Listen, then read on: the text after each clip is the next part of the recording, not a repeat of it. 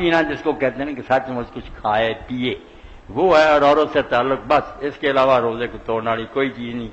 کہہ آئے مسواک کریں، خوشبو لگائیں، سرما لگا لیں، یہ روزے کا کچھ نہیں بگاڑا۔ کافی سوال ہو چکے ہیں۔ جزاکم اللہ احسن جزاک۔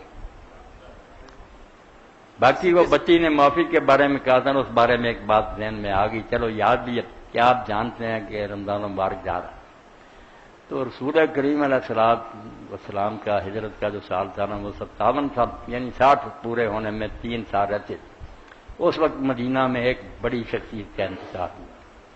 اب لوگوں نے نا، ہمارے یہ شیعہ دوست بھی عجیب ہیں، حالانکہ ان کی کتابوں میں نہیں مگر جعلی جو کتابیں ان میں لکھا کہ حضرت عائشہ رضی اللہ عنہا وہ اس طرح مری کہ امیر معاویہ مدینہ میں آئے، یہ ان سے ملنے گئیں، اس نے کنواں کھدوایا تھا، اس پر کچھ خس و خاشاک ڈالا ہوا تھا، اس نے انہوں نے پاؤں رکھا، نیچے گر گئیں، اوپر سے پتھر برسائے گئے، وہاں ہی دفن کر دیا۔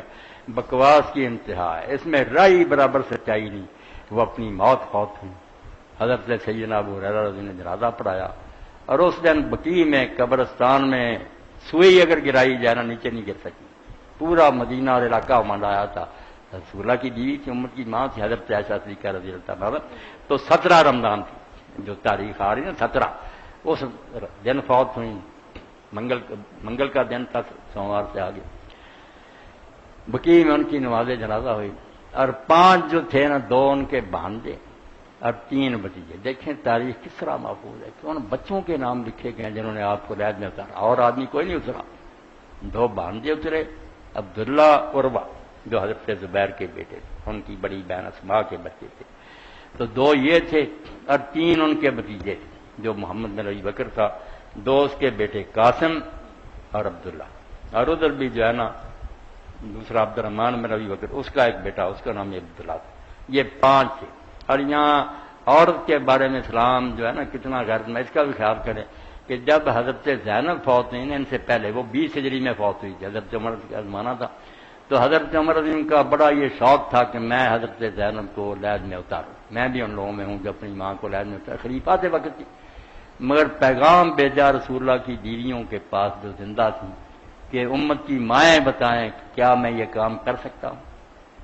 تو انہوں نے یہ کہا کہ نہیں، زینب کو لحد میں صرف وہ اتار سکتے ہیں جو زندگی میں انہیں ننگا منہ دیکھ سکتے، ان کے بھتیجے باندھے، دوسرا نہیں۔ تو حضرت عمر رضی اللہ کا بالکل انہوں نے سچ کہا، بالکل ٹھیک ہے، خلیفہ ہوتے اپنی خاص جو انہیں چھوڑ دی۔ اس لیے جو چیز لوگ چاہے بکتے پھرے، عورت جو ہے نا اس کی عزت ہے اسلام سے، یہ کھلونا نہیں کہ لوگ اس کو جہاں جی چاہے استعمال کرتے پھرے۔ ان بدماشوں نے ترقی کے نام پر عورت کی یہ بے قدری کی ہے، دکانوں پر کھڑی کر دی ہے، اشتہار پر بنائی ہوئی ہے، ان کا کام ہی نہیں چلتا ہے کہ عورت بیچاری کو خراب کیے بغیر۔ اسلام میں اگر عزت کی ہے تو اس کو الٹا بدنام کرتے۔ تو حضرت عمر نے پھر مانا کہ اگر ازواج مطلب بالکل وہ ٹھیک کہتی